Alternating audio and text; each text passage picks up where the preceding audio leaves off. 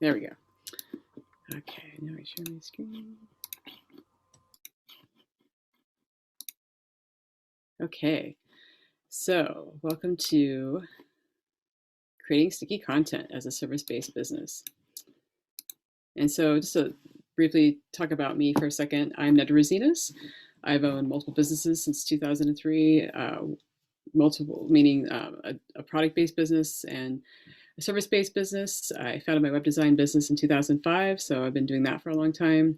And I've also run a women in business peer group for 4 years, which has been a really exciting adventure. And now in the last couple of years, I've been focusing on helping service-based providers really hone in on what marketing channels work for them and create a strategy, a 90-day custom marketing roadmap, and then also help them hire the right people to get the job done because they need to spend more time with their clients and help them build trust with people in my industry because usually it seems like about 80 to 90% of the people I work with have been not treated very well by people in my industry. They've been either lied to or ghosted or burned by somebody. And so I'm here to help guide the way that they can help find them the right people to help them get the job done so they can spend more time with their clients.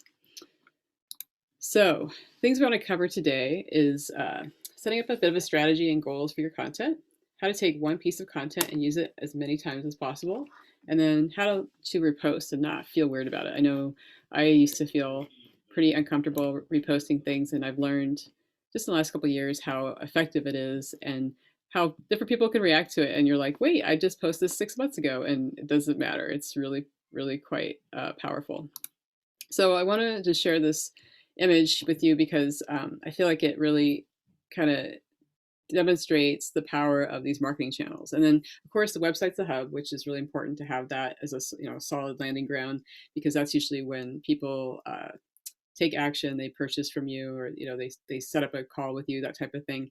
But all these different pieces of the puzzle are these marketing channels, and there's a lot here, and I think there's a few missing. I don't think podcasts might be in here. There's definitely not as current as it could be, but it's not that you have to do all of these. It's just I think what the key to a lot of especially service-based providers is finding a few that work well and really dialing it in so you can automate some of this and make it so that you have systems in place and you can do this with the help of some people and not have to have it just constantly weighing you down and having it be stressful. So some of the things we'll talk about is the content that goes into these marketing channels and how to systematize and make things a little bit easier. So the first thing you always want to think about is strategy and goals. You always want to know why you're posting content and what the purpose is of the call to action, and then how are you adding value. I know there's times where I've been so stressed out. I'm like, I need to get a newsletter out, and I'm like, what do I write about? Oh, what's going to make people be interested? And sometimes it could be pretty overwhelming. So one of the things you can do, and I've done this a few times, is actually just even ask your top 5 clients what are they struggling with. Sometimes it boils down to listening and just being open to what their challenges are. And sometimes you could even figure this out by uh, having, if you had like a current client meeting, really write down the questions they're asking you, because it could be that there's a lot of people have the same question, and that could be even a good guide to what kind of content they want. I've actually had a client on the web design part of the business. They took each client question and wrote a blog post around it. It was pretty effective. They're estate planning lawyers, and it was a very effective way to build a lot of content, especially that was very specific. So what is good content? It's quality, original information that is of value to your clients. And so this could be so many different things. It could be just offering tips to learn something new and apply it, engaging and thought-provoking, and then using visual aids. And that could be as simple as having infographic. It could be screenshots of software you're using. Sometimes I've seen the best content is someone just showing other people how to use a piece of software if for less than 5 minutes, how to do it effectively.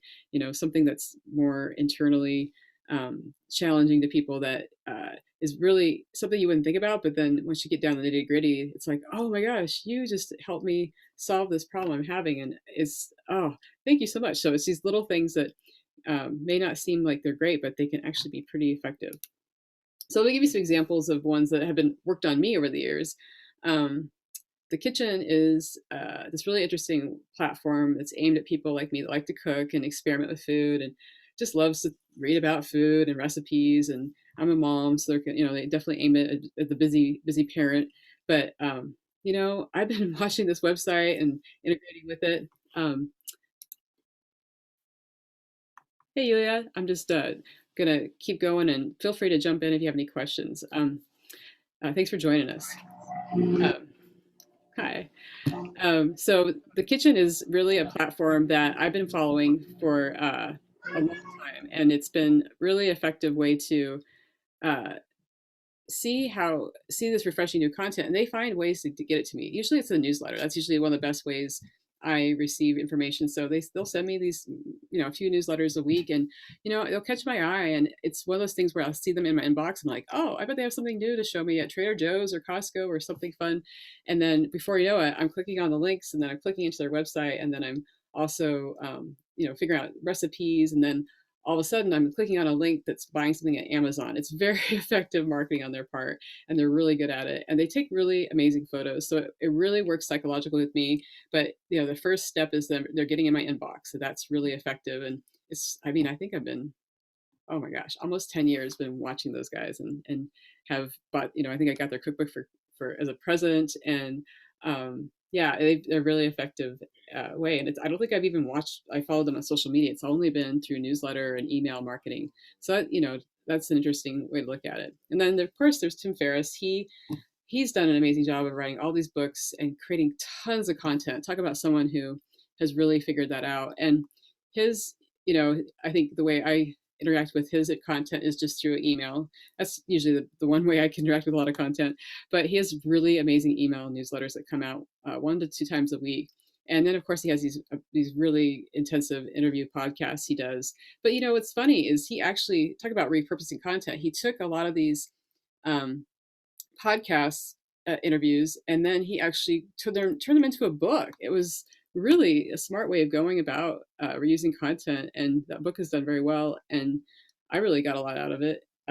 So he's a really great example of how to repurpose content, definitely on a higher scale, but I think there's a lot of tidbits to be taken from what he does, and he's been doing it a long time, and he's a really smart, unique person. So anyway, those are my examples of like how content is leaked into my hemisphere of knowledge and over the years, and how for me it's always been usually email as a safe place for me to check it, because then I can check it whenever. I don't have to, for me it's all about the scrolling. I'm like, I don't want to. Social media can be a bit overwhelming, so it's really important for you to get to know your clients and know what their preferred method is. That's really what's most important, and then you can create content and deliver it the way it should be for them. So let's talk about evergreen content. This is a great topic because I remember learning this term years ago, and I'm just like thinking about these little pine trees in the distance, and how evergreen, meaning it's always going to be used any time of year. And that's a really powerful piece of content to be able to play with. And so aspects of that, it keeps working for you long after it's been published. It's nice to have pieces like that can really help and really give you a chance to not work so hard. Something you can introduce 4 times a year. That's really powerful. And then evergreen content shows you as the expert. Hey, Sydney, thanks for joining us. I'm just Hi. talking. Feel free to jump in if you have any questions. We'll have some Q&A toward noontime. Um, Okay. so yeah, it keeps working for you long after it's published, and then also can be repurposed. So it's just one of those things where I'll give you some examples to really break it down. So some good examples of evergreen content could be those common questions I said earlier, where maybe you're getting the same question during a client session over and over again. They're asking you, how do I set up? Like one question I get a lot from my clients is like, how do I even do my first webinar? How do I even what are the steps that are? Please tell me. So that would probably be a good blog post type of question for me to answer. And even it could be more general, like a FAQ, how to work with you, and what that looks like could be something you could turn into a social media post, and then have that go out once a month, because not everyone's going to see it all the time, and that would not be too much. An ultimate guide is always a great way to frame yourself as an expert and then share some specific knowledge. I think I got the idea from the kitchen I was sharing earlier, how to make the perfect mac and cheese 365 days a year. Some people would be like, yes, I want that guy. I need that. So you kind of want to tap into something that people really are itching to know. And you can go really deep into this. And I think the more you do that, you're going to appeal to the right kind of clients. Checklists are great, especially if you want to create checklists before someone works with you. That can be a really great way to share value and get people excited to work with you. I've seen this done really well for um, professional organizers and stylists. They will definitely have some checklists and kind of prepare you before you work with them. And that's what some of my clients have done. And then common mistakes and what you learn. You've seen a lot of this in email newsletters in the last couple of years. People kind of confessing about their challenges they've had and that type of thing. And it's really great to see that people are being a little bit more real. And I think that can make for an amazing blog post or even like a snippet on social media. Uh, and it just also frames you as human, and people need to see that more.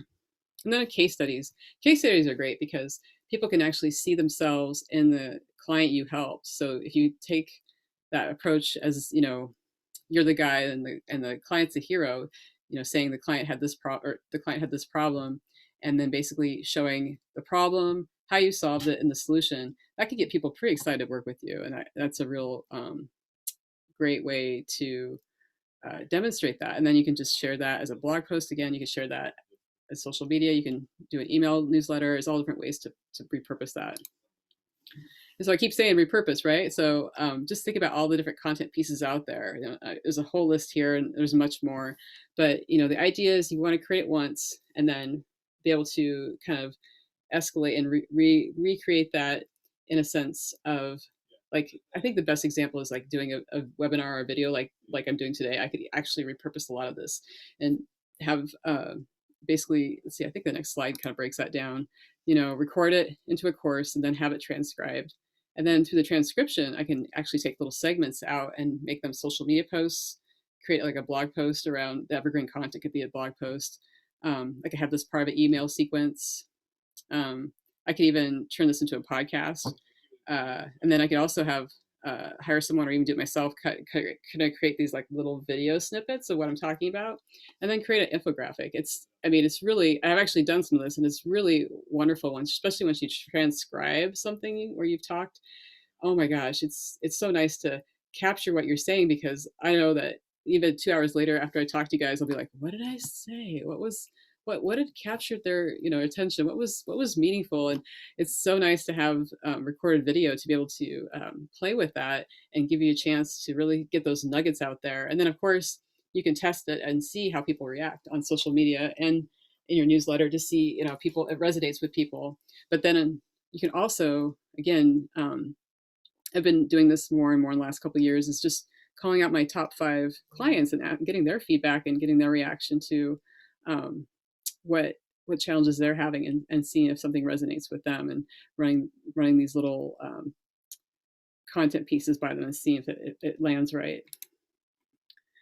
And then I just give you permission to repost. And I know a lot of you probably are looking at your social media planning for the next month or two, and you're just like, oh my god, how am I going to fill this out? And my best advice is to take a look at what you're doing already. Are you maybe if you have a new service or product, that can be a few social media posts. You're sharing a new concept. Maybe there's a book you read that's really exciting. And then you can cross promote with different people too, but that can easily fill in the gaps. But then also maybe go back a couple months and see what were some really great posts that you had done that people reacted to. You can post those again, and I guarantee you'll have different reaction, different people.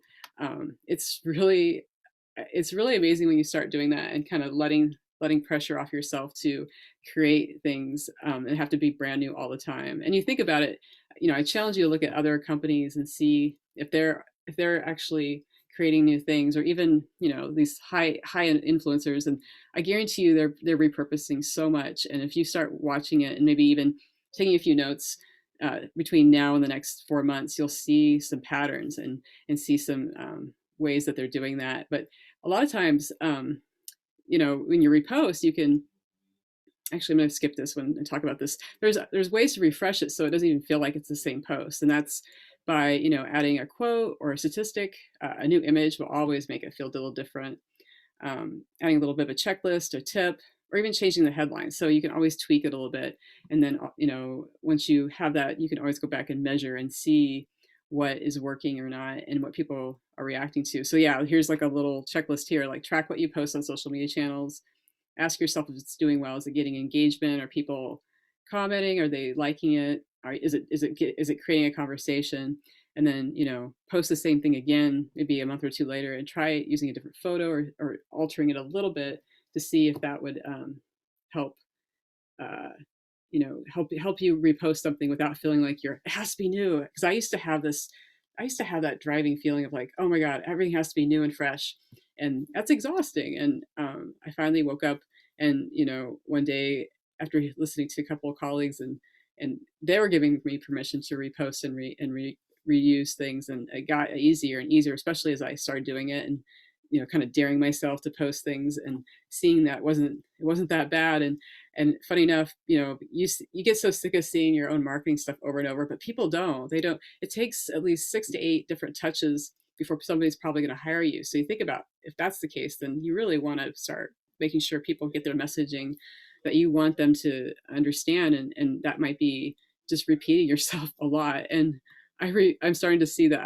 repeating yourself is really kind of the key to a lot of this, and it gets really redundant and it's not very sexy, but it is kind of how marketing works.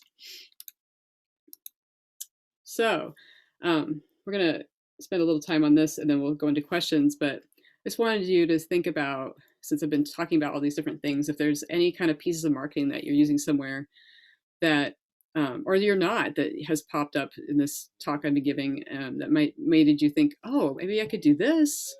Maybe I haven't thought of this. Is there any kind of little ideas that have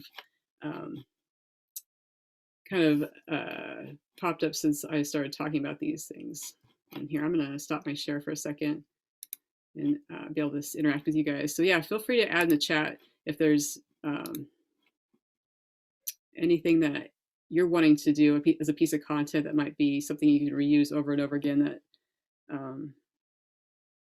that I've talked about today, or if you have questions.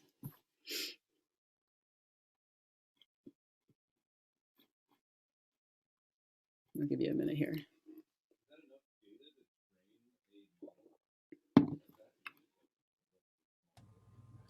I'm thinking about some different blog posts that I've put on my blog that I could, really kind of comb through and think about how I can, pull out even just like a LinkedIn or an Instagram post, or yeah, it's kind of nice to be like, oh, I can kind of just go through something I've already created. And exactly, yeah, it feels like you're cheating or something, right? It feels so weird. It's a strange concept. Plagiarizing myself, which I guess is okay because it's my thing. Right. And remind me what your business is, Danny? I'm a simplicity coach. Okay. And these last few weeks, I'm really narrowing in on what I want to offer that is going to actually be helpful to people who would be seeking out something like that. And yeah, and then also what type of content to put out that would be valuable for people seeking simplicity. So, yeah. I think it's a great idea to go back and see what you've written and see how you can, if it's reusable, especially if you tweak it a little bit. It could be highlighting something different, or even adding, like I said, adding these little pieces to it that isn't. Then all of a sudden it becomes kind of new and fresh. Yeah. I have an idea for a is there a difference between like an ebook and a guide? Is it? I don't know. I think it's all kind of the same. It depends on how you label it, how you market it. Mm-hmm. Yeah, because I have an idea for that type of thing to put on my website. But I don't know. It's basically just an extended blog post, I guess, just a little bit more lengthy. Yeah, and some people go to town. Like I have my own business coach. She's written some pretty serious ebooks that are like, almost 100 pages Oh, long. yeah. But she was a content writer, so that was her thing, and Hmm. so that's how she communicates is through writing. So I just want to point this out too, because sometimes I'm not the writer like she is, so I get sometimes it's just me verbally speaking out loud is how I process things. So actually, I've recorded myself and then used a tool like Otter.ai or something where I can transcribe my words, and then it's like I have something to start with, and that actually makes it easier for me to write. So that could be a really interesting way for any of you to just to kind of experiment with ideas, so that you don't have to feel like you're just sitting at the empty Word document going, "What do Yeah. I write?" Because that's just a lot of pressure. And we have all these great tools now, even like Evernote. You can, if you have an Evernote tool for free, you can go on there and you can do voice memos and capture yourself. And I think you can transcribe your words too. So this is technology I remember even 14, 15 years ago wishing it existed. Now we have it, and it's pretty good. So it's a fun thing to play with when you're getting kind of stuck with trying to verbal, get down in your ideas. Yeah, I really like that idea of saying it, and then having it transcribed, because yeah, a lot of times I'll find myself just at the table just saying all the things, and I'm like, Hmm. why can I can say it so much easier. Why? Yeah, so if you're like me, or you're kind of a verbal processor, yeah, capture yourself saying it on your phone, or on the computer or something, and then have it transcribed, and then just all of a sudden it's going to be a lot easier to write that piece of That's a content. great idea. Thank Yeah, yeah, it's taken me a while to figure that out too. So no sweat. If I can make your life easier, hey, that's great. thank you. Sure. Uh, Cindy or Yulia, do you guys have anything to add, or do you have any ideas around some content you want to create based on what I talked about today? Well, I apologize for being late, but I only just got the link. Okay. So I don't know. What time did you start? Sorry. 11:30 Pacific time. Oh, it's nearly 8 UK time. Oh, So okay. All right. yeah. So I really don't know what you've been saying other than reusing content. Sorry. No worries. But well, why don't you? It's okay. You'll get the recording later. But Okay. Okay, here's a good question. What drove you to want to be part of this webinar, and what did you want to learn? Let me see if I can help you out that way. Okay. I wanted to be able to write or get ideas or do something, because I don't write normally. Hmm. Other than letters and things like that. So I really wanted to start a blog, but I do face the white paper syndrome, blank paper syndrome. Sure. So I wanted to get some ideas and just listen to how other people create their content. Hmm. Yeah. Yeah, and so maybe for you too, like Danny and I, you can maybe, I don't know if you're a verbal processor too, or if you capture yourself saying things out loud and recording that, and then having that transcribed might be an easier way for you to get started on some content pieces. Okay. It's worth a shot. I think the trick of it, at least for me, is to catch me right when I'm thinking it, because I don't know, I'll be like doing dishes or walking the dog, and then I'll have this idea, and I'm like, uh-oh, I better have my phone on me. So it's definitely. Bye, Julia. Thanks for coming. It's definitely one of those things where it's like, okay, I have to capture it now, or it's just boop, there it goes, and Yeah, I forget about it. know. I tend to be the one where I get an idea, think, oh, great. And then I have to sort of look around and cupboards to find Yeah, something to record it on. And by that time, it's gone. exactly. So yeah, so it's all about making sure that you capture yourself, and don't let that idea slip away. And even if you have to jot down a few ideas on a piece of paper, and then uh, it's interesting how our brains work, and the more you can Yeah. foster an environment to help you, whether it be like for me, sometimes even pulling weeds will help me think of something, just because I'm not in front of the computer. Actually, my best ideas are never in front of the computer. They're always Yeah. washing dishes or walking the dog or driving or something random. No, it's great. Thank you. Yeah. What kind of do you have a business, Cindy, or what's your focus? Well, I've been putting it off. It was basically freelance as a reading tutor.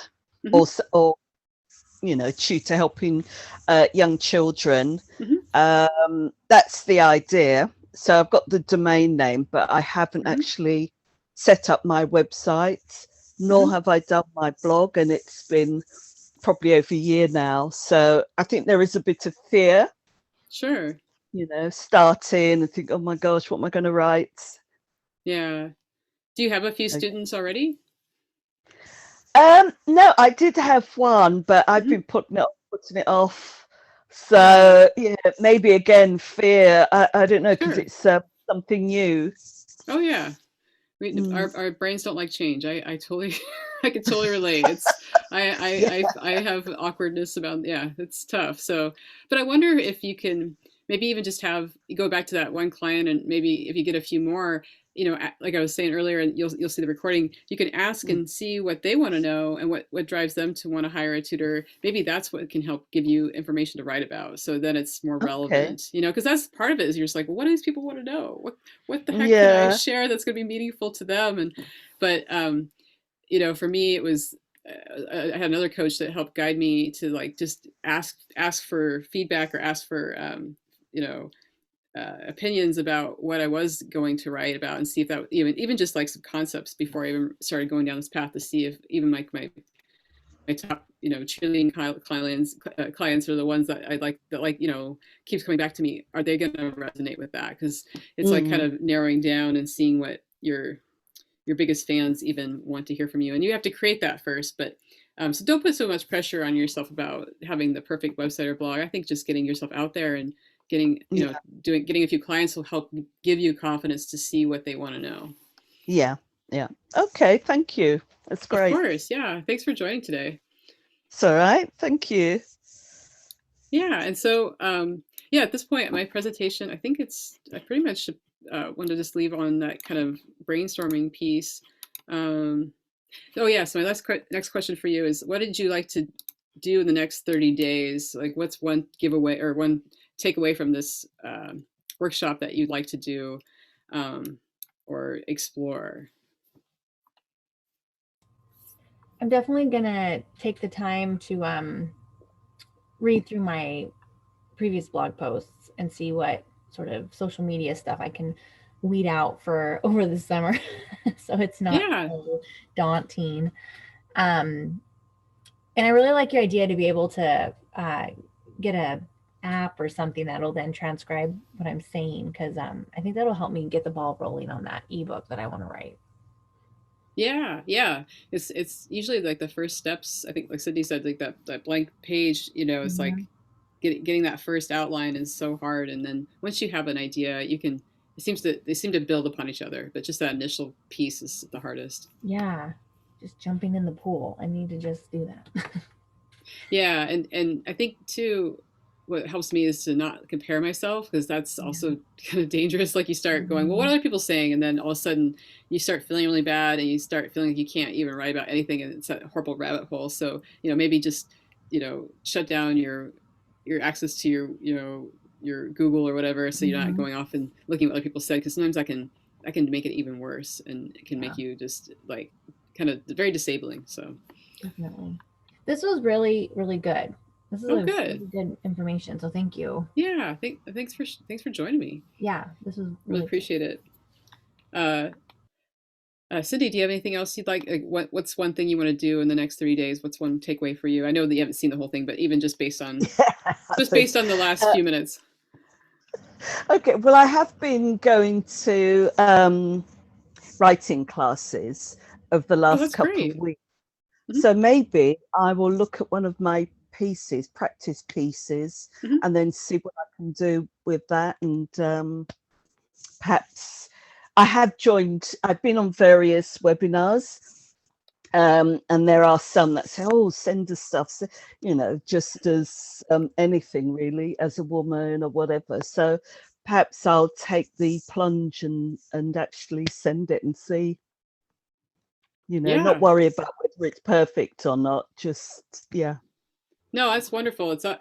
If I have a virtual assistant, and she's taught me the phrase "done is better than perfect." So like sometimes Yeah. she'll have to like tell me that 10 times in a month to remind me, like, just get it out there. And it's so hard, but it's totally true. And, you know, you, you just, it's once you do it a few times and you're like, you know, the things won't crumble down, it gets a little easier. So yeah, I would definitely, take that challenge and do it, and see what happens. And you might be Yeah. surprised that it's not as scary as you once thought, and it's easier to do those other activities along with it.